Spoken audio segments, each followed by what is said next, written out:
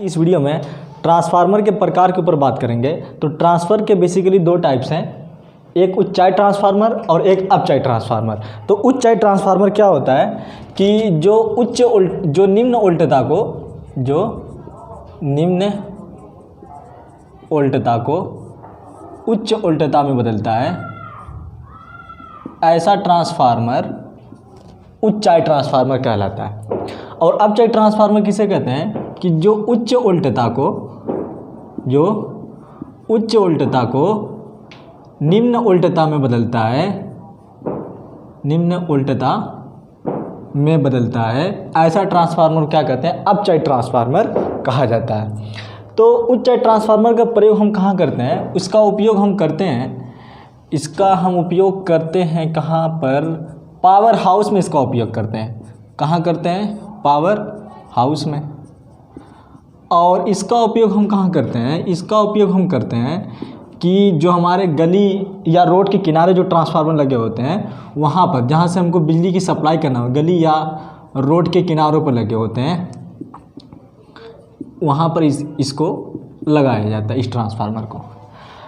अच्छा, उच्चाई ट्रांसफार्मर का उपयोग पावर हाउस में हम कैसे करते हैं कि अगर मान लो कि पावर हाउस में जो बिजली की जो शक्ति उत्पादन हुई है, जो है मान लेते हैं कि जो शक्ति उत्पादन हुई है वो मान लेते हैं 20,000 वाट है। कितनी है, 20,000 वाट है।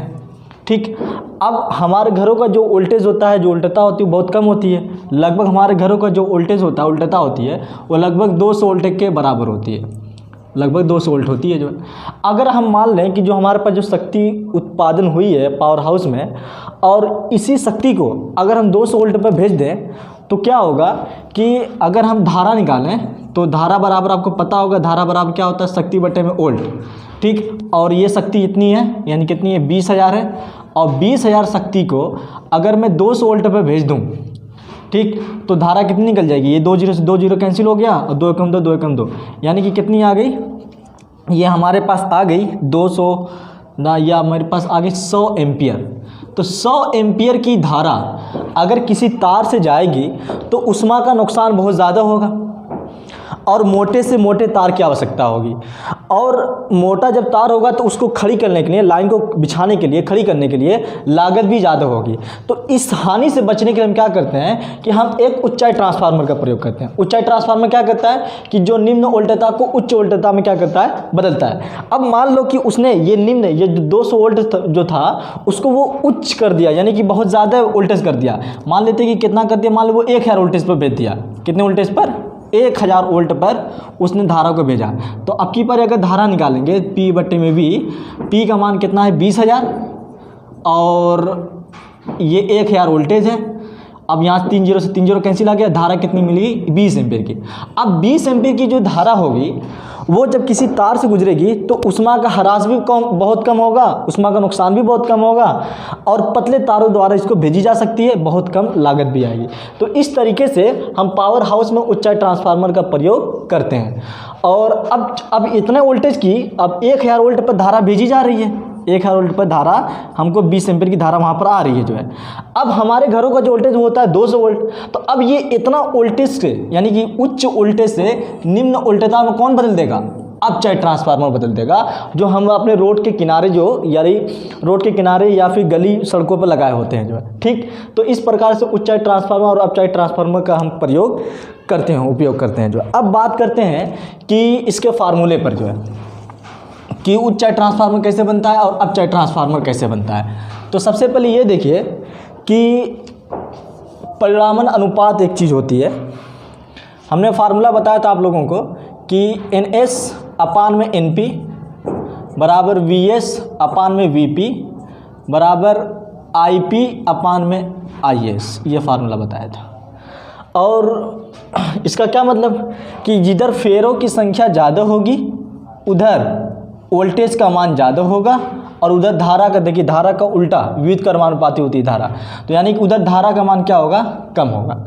अब हमारा उच्चाई ट्रांसफार्मर क्या करता है, उच्चाई ट्रांसफार्मर ये करता है कि वो निम्न वोल्टता को उच्च वोल्टता में बदलता है, यानी कि विभवांतर का मान ज़्यादा करना है तो यानी फेरों की संख्या ज़्यादा हो जाएगी। तो फेरों की संख्या ज़्यादा करनी है, एक हमारे पास फेरों की संख्या, जिधर हमको धारा क्या करनी है, ज़्यादा उल्टता को बढ़ाना है तो फेरों की संख्या अधिक करनी है। तो प्राथमिक कुंडली में फेरों की संख्या कर दीजिए कम। ये हमारे पास एक ट्रांसफार्मर मैं बना दे रहा हूँ जो। अब इसमें क्या कर दीजिए, प्राथमिक कुंडली में फेरों की संख्या कम, मैं 3 कर देता हूँ जो है, और द्वितीय कुंडली में फेरों की संख्या आप 6 कर दीजिए, 1 2 3 4 5 6 ये। तो ये रहा NP, ये रहा NS। तो हमने NP में फेरों की संख्या कितनी कर दी है, 3, और NS में फेरों की संख्या कितनी कर दी है, 6। तो ये रहा आपके पास उच्चाई ट्रांसफार्मर। इसी प्रकार से आप अपचाई ट्रांसफार्मर भी बना सकते हैं कि आप क्या कीजिए कि आप प्राथमिक कुंडली में आपको क्या करना है, उच्च उल्टता को निम्न उल्टता, यानी कि उल्टता को घटाना है। अब उल्टता को घटाने के लिए आपको क्या करना पड़ेगा, फेरों की संख्या कम करनी पड़ेगी, जो आपको फेरों की संख्या कम करनी पड़ेगी। तो आप क्या कीजिए कि प्राथमिक कुंडली में फेरों की संख्या बढ़ा दीजिए, 1 2 3 4 5 6, 1 2 3 4 5, ये आपके पास ये 6, और इधर कर दीजिए 3, 1 2 3, ये रहा। तो ये रहा NP, ये रहा NS। ठीक, तो इस तरीके से आप बना सकते हैं जो है। अच्छा, एक बात और पूछी जाती है कि ट्रांसफॉर्मेशन रेशियो क्या होता है, परिणामन अनुपात बोलते हैं, इसे ही कहा जाता है। NS बटे में NP is equal to VS बटे में VP is equal to IP बटे में IS is equal to R। इसी R को हम क्या कहते हैं, परिणामन अनुपात कहते हैं, परिणामन अनुपात, और इंग्लिश में क्या कहा जाता है, इंग्लिश में ट्रांसफॉर्मेशन रेशियो कहा जाता है। तो ये पूछा जाता है कि उच्चाई ट्रांसफार्मर का परिणामन अनुपात यानी कि ट्रांसफॉर्मेशन रेशियो क्या होता है। तो उच्चाई ट्रांसफार्मर का जो परिणामन अनुपात होता है वो R>1 होता है, और जो अपचाई ट्रांसफार्मर होता है इसका परिणामन अनुपात यानी कि ट्रांसफॉर्मेशन रेशियो आपका R<1 होता है। ठीक, तो इस तरीके से आप ये भी बता सकते हैं जो। ठीक, तो आई होप ये आपका वीडियो समझ में आया होगा। तो प्लीज़ वीडियो को लाइक और शेयर करना ना भूलिएगा जो है। Thanks for watching this video.